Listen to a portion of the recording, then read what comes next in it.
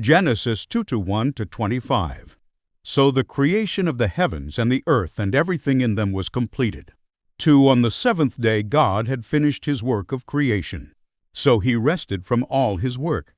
3. And God blessed the seventh day and declared it holy, because it was the day when he rested from all his work of creation. For this is the account of the creation of the heavens and the earth, the man and woman in Eden, when the Lord God made the earth and the heavens. 5. Neither wild plants nor grains were growing on the earth, for the Lord God had not yet sent rain to water the earth. And there were no people to cultivate the soil. 6. Instead, springs came up from the ground and watered all the land. 7. Then the Lord God formed the man from the dust of the ground. He breathed the breath of life into the man's nostrils, and the man became a living person. 8. Then the Lord God planted a garden in Eden in the east, and there he placed the man he had made. 9. The Lord God made all sorts of trees grow up from the ground, trees that were beautiful, and that produced delicious fruit. In the middle of the garden he placed the tree of life and the tree of the knowledge of good and evil.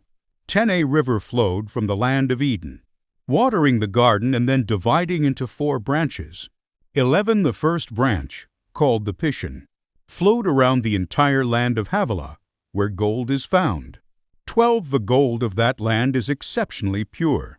Aromatic resin and onyx stone are also found there. 13. The second branch, called the Gihon, flowed around the entire land of Cush. 14. The third branch, called the Tigris, flowed east of the land of Ashur. The fourth branch is called the Euphrates. 15. The Lord God placed the man in the Garden of Eden to tend and watch over it. 16. But the Lord God warned him, "You may freely eat the fruit of every tree in the garden." 17. Except the tree of the knowledge of good and evil. If you eat its fruit, you are sure to die. 18. Then the Lord God said, "It is not good for the man to be alone. I will make a helper who is just right for him." 19. So the Lord God formed from the ground all the wild animals and all the birds of the sky. He brought them to the man to see what he would call them, and the man chose a name for each one. 20. He gave names to all the livestock, all the birds of the sky, and all the wild animals. But still there was no helper just right for him. 21. So the Lord God caused the man to fall into a deep sleep, while the man slept. The Lord God took out one of the man's ribs and closed up the opening. 22. Then the Lord God made a woman from the rib, and he brought her to the man. 23. At last, the man exclaimed, "This one is bone from my bone, and flesh from my flesh.